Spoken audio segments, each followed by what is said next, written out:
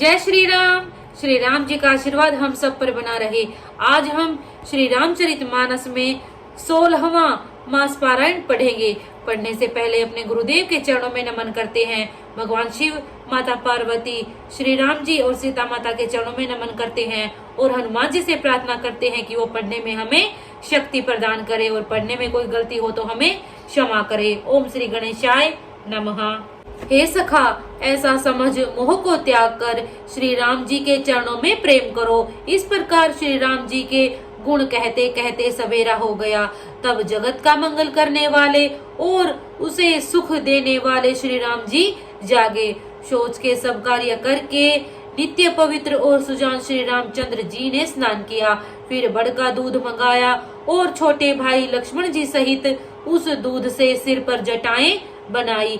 यह देखकर सुमंतर जी के नेत्रों में जल छा गया। उनका हृदय अत्यंत जलने लगा, मुंह उदास हो गया। वे हाथ जोड़कर अत्यंत दीन वचन बोले, हे नाथ, मुझे कौशलनाथ दशरथ जी ने ऐसी आज्ञा दी थी कि तुम रथ लेकर श्री राम जी के साथ जाओ। वन दिखाकर गंगा स्नान कराकर दोनों भाइयों को तुरंत लौटा लाना। सब संशय और संकोच को दूर करके लक्ष्मण, राम, सीता को फिरा लाना। महाराज ने ऐसा कहा था कि अब प्रभु जैसा कहे मैं वही करूं। मैं आपकी बलिहारी हूँ। इस प्रकार विनती करके वे श्री रामचंद्र जी के चरणों में गिर पड़े और उन्होंने बालक की तरह रो दिया और कहा, हे तात, आप कृपा करके वही कीजिए जिससे अयोध्या अनाथ न हो। श्री राम जी ने मंत्री को उठाकर धैर्य बंधाते हुए समझाया कि हे तात, आपने तो धर्म के सभी सिद्धांतों को छान डाला है। शिवी, दधीची और राजा हरिश्चंद्र ने धर्म के लिए करोड़ों कष्ट सहे थे। बुद्धिमान राजा रंतिदेव और बलि बहुत से कष्ट सहकर भी धर्म को पकड़े रहे, अर्थात उन्होंने धर्म का परित्याग नहीं किया। वेद, शास्त्र और पुराणों में कहा गया है कि सत्य के समान दूसरा धर्म नहीं है। मैंने उस धर्म को सहज ही पा लिया है। इस सत्य रूपी धर्म का त्याग करने से तीनों लोकों में अपयश छा जाएगा। प्रतिष्ठित पुरुष के लिए अपयश की प्राप्ति करोड़ों मृत्यु के समान भीषण संताप देने वाली है। हे तात, मैं आपसे अधिक क्या कहूँ, लौटकर उत्तर देने में भी पाप का भागी होता हूँ। आप जाकर पिताजी के चरण पकड़कर करोड़ों नमस्कार के साथ ही हाथ जोड़कर विनती करिएगा कि हे तात, आप मेरी किसी बात की चिंता न करें। आप भी पिता के समान ही मेरे बड़े हितैषी हैं। हे तात, मैं हाथ जोड़कर आपसे विनती करता हूँ कि आपका भी सब प्रकार से वही कर्तव्य है जिसमें पिताजी हम लोगों के सोच में दुख न पावे। श्री रघुनाथ जी और सुमंतर का यह संवाद सुनकर निषादराज कुटुंबियों सहित व्याकुल हो गया। फिर लक्ष्मण जी ने कुछ कड़वी बात कही।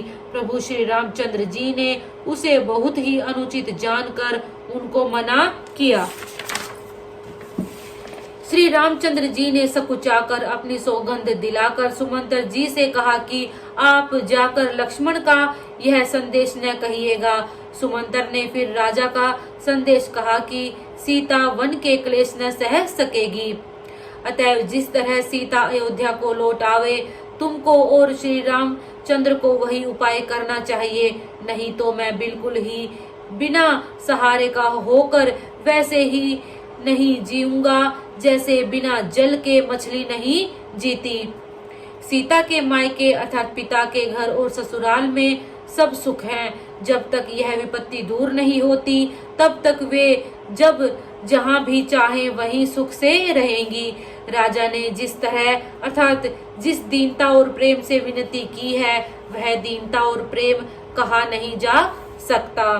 कृपा निधान श्री रामचंद्र जी ने पिता का संदेश सुनकर सीता जी को करोड़ों अर्थात अनेकों प्रकार से सीख दी। उन्होंने कहा, जो तुम लौट जाओ तो सास, ससुर, गुरु, प्रियजन एवं कुटुंबी सबकी चिंता मिट जाए। पति के वचन सुनकर जानकी जी कहती हैं, हे प्राणपति, हे परम स्नेही, सुनिए। हे प्रभु, आप करुणामय और परम ज्ञानी हैं। कृपा करके विचार तो कीजिए। शरीर को छोड़कर छाया अलग कैसे रोकी रह सकती है? सूर्य की प्रभा सूर्य को छोड़कर कहाँ जा सकती है?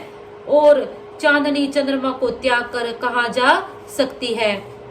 इस प्रकार पति को प्रेममयी विनती सुनाकर सीता जी मंत्री से सुहावनी वाणी कहने लगी, आप मेरे पिताजी और ससुर जी के समान मेरा हित करने वाले हैं। आपको मैं बदले में उत्तर देती हूँ, यह बहुत ही अनुचित है। किंतु हे तात, आप बुरा न मानिएगा। स्वामी के चरण कमलों के बिना जगत में जहाँ तक नाते हैं सभी मेरे लिए व्यर्थ हैं। मैंने पिताजी के ऐश्वर्य की छटा देखी है, जिनके चरण रखने की चौकी से सर्व शिरोमणि राजाओं के मुकुट मिलते हैं, अर्थात बड़े बड़े राजा जिनके चरणों में प्रणाम करते हैं। ऐसे पिता का घर भी जो सब प्रकार के सुखों का भंडार है, पति के बिना मेरे मन को भूल कर भी नहीं भाता। मेरे ससुर कौशलराज चक्रवर्ती सम्राट है, जिनका प्रभाव 14 लोकों में प्रकट है। इंद्र भी आगे होकर जिनका स्वागत करता है और अपने आधे सिंहासन पर बैठने के लिए स्थान देता है। ऐसे ऐश्वर्य और प्रभावशाली ससुर, उनकी राजधानी अयोध्या का निवास, प्रिय कुटुंबी और माता के समान सासुएं, ये कोई भी श्री रघुनाथ जी के चरण कमलों की रज के बिना मुझे स्वप्न में भी सुखदायक नहीं लगते। दुर्गम रास्ते, जंगली धरती, पहाड़, हाथी, सिंह, अथाह तालाब एवं नदियाँ, कोल, भील, हिरन और पक्षी प्राणपति श्री रघुनाथ जी के साथ रहते, ये सभी मुझे सुख देने वाले होंगे। अतः सास और ससुर के पांव पकड़कर मेरी ओर से विनती कीजिएगा कि वे मेरा कुछ भी सोच न करे। मैं वन में स्वभाव से ही सुखी हूँ। धनुष और बाणों से भरे तरकस धारण किए मेरे प्राणनाथ और प्यारे देवर साथ हैं। इससे मुझे न रास्ते की थकावट है, न भ्रम है और न मेरे मन में कोई दुख ही है। आप मेरे लिए भूलकर भी सोच न करे। सुमंतर सीता जी की शीतल वाणी सुनकर ऐसे व्याकुल हो गए जैसे सांप मणि खो जाने पर। नेत्रों से कुछ सूझता नहीं, कानों से सुनाई नहीं देता। वे बहुत व्याकुल हो गए, कुछ कह नहीं सकते। श्री रामचंद्र जी ने उनका बहुत प्रकार से समाधान किया, तो भी उनकी छाती ठंडी न हुई। साथ चलने में के लिए मंत्री ने अनेकों यत्न किए, पर रघुनंदन श्री राम जी उन सब युक्तियों का यथोचित उत्तर देते गए। श्री राम जी की आज्ञा मेटी नहीं जा सकती, कर्म की गति कठिन है, उस पर कुछ भी वश नहीं चलता। श्री राम, लक्ष्मण और सीता जी के चरणों में सिर नवाकर सुमंतर इस तरह लौटे जैसे कोई व्यापारी अपना मूलधन अर्थात पूंजी गवाकर लौटे। सुमंतर ने रथ को हाका, घोड़े श्री रामचंद्र जी की ओर देख देख कर ही निनाते हैं। यह देखकर निषाद लोग विषाद के वश होकर सिर धुन धुन कर पछताते हैं। जिनके वियोग में पशु इस प्रकार व्याकुल हैं, उनके वियोग में प्रजा, माता और पिता कैसे जीते रहेंगे। श्री रामचंद्र जी ने जबरदस्ती सुमंतर को लौटाया। तब आप गंगा जी के तीर पर आए। श्री राम ने केवट से नाव मांगी, पर वह लाता नहीं। वह कहने लगा, मैंने तुम्हारा भेद जान लिया है। तुम्हारे चरण कमलों की धूल के लिए सब लोग कहते हैं कि वह मनुष्य बना देने वाली कोई जड़ी है, जिसके छूते ही पत्थर की शिला सुंदर स्त्री हो गई। मेरी नाव तो काठ की है, काठ पत्थर से कठोर तो होता नहीं। मेरी नाव भी मुनि की स्त्री हो जाएगी और इस प्रकार मेरी नाव उड़ जाएगी। मैं लुट जाऊंगा, अर्थात रास्ता रुक जाएगा, जिससे आप पार न हो सकेंगे और मेरी रोजी मारी जाएगी, अर्थात मेरी कमाने खाने की राह ही मारी जाएगी। मैं तो इसी नाव से सारे परिवार का पालन पोषण करता हूँ, दूसरा कोई धंधा नहीं जानता। हे प्रभु, यदि तुम अवश्य ही पार जाना चाहते हो तो मुझे पहले अपने चरण कमल पखार लेने दो, अर्थात धो लेने दो। हे नाथ, मैं चरण कमल धोकर आप लोगों को नाव पर चढ़ा लूंगा। मैं आपसे कुछ उतराई नहीं चाहता। हे राम, मुझे आपकी दुहाई और दशरथ जी की सौगंध है, मैं सब सच सच कहता हूँ। लक्ष्मण भले ही मुझे तीर मारे, पर जब तक मैं पैरों को पखार न लूंगा तब तक हे तुलसीदास के नाथ, हे कृपालु, मैं पार नहीं उतारूंगा। केवट के प्रेम में लपेटे हुए अटपटे वचन सुनकर करुणाधाम श्री रामचंद्र जी जानकी जी और लक्ष्मण जी की ओर देखकर हंसे। कृपा के समुद्र श्री रामचंद्र जी केवट से मुस्कुराकर बोले, भाई तू वही कर जिससे तेरी नाव न जाए, जल्दी पानी ला और पैर धो ले, देर हो रही है, पार उतार दे। एक बार जिनका नाम स्मरण करते ही मनुष्य अपार भवसागर के पार उतर जाते हैं और जिन्होंने वामन अवतार में जगत को 3 पग से भी छोटा कर दिया था, वही कृपालु श्री रामचंद्र जी गंगा जी से पार उतारने के लिए केवट का निहोरा कर रहे हैं। प्रभु के इन वचनों को सुनकर गंगा जी की बुद्धि मोह से खिंच गई थी कि ये साक्षात भगवान होकर भी पार उतारने के लिए केवट का निहोरा कैसे कर रहे हैं। परंतु समीप आने पर अपनी उत्पत्ति के स्थान पदनखों को देखते ही उन्होंने पहचान लिया। देव नदी गंगा जी हर्षित हो गई, अर्थात वे समझ गई कि भगवान नर लीला कर रहे हैं। इससे उनका मोह नष्ट हो गया और इन चरणों का स्पर्श प्राप्त करके मैं धन्य होंगी, यह विचार कर वे हर्षित हो गई। केवट श्री रामचंद्र जी की आज्ञा पाकर कठोते में भरकर जल ले आया। अत्यंत आनंद और प्रेम में उमंग कर वह भगवान के चरण कमल धोने लगा। सब देवता फूल बरसाकर सिहाने लगे कि इसके समान पुण्य की राशि कोई नहीं। चरणों को धोकर और सारे परिवार सहित स्वयं उस जल को पीकर पहले उस महान पुण्य के द्वारा अपने पितरों को भवसागर से पार कर फिर आनंद पूर्वक प्रभु श्री रामचंद्र को गंगा जी के पार ले गया।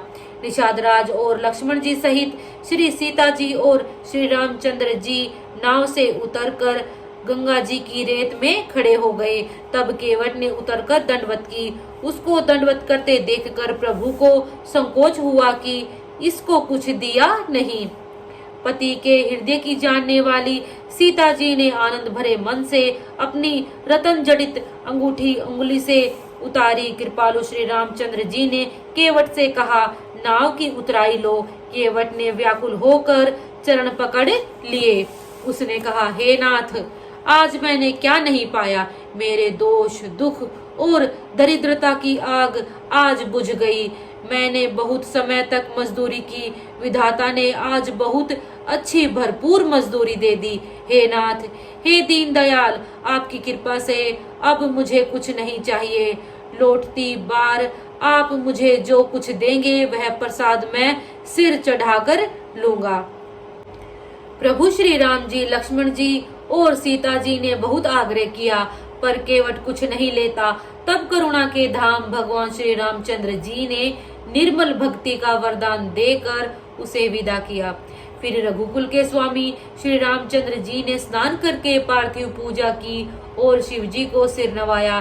सीता जी ने हाथ जोड़कर गंगा जी से कहा, हे माता, मेरा मनोरथ पूरा कीजिए, जिससे मैं पति और देवर के साथ कुशल पूर्वक लौट आकर तुम्हारी पूजा करूं। सीता जी की प्रेम रस में सनी हुई विनती सुनकर तब गंगा जी के निर्मल जल में से श्रेष्ठ वाणी हुई, हे रघुवीर की प्रियतमा जानकी, सुनो, तुम्हारा प्रभाव जगत में किसे नहीं मालूम है। तुम्हारे कृपा दृष्टि से देखते ही लोग लोकपाल हो जाते हैं। सब सिद्धियां हाथ जोड़े तुम्हारी सेवा करती हैं।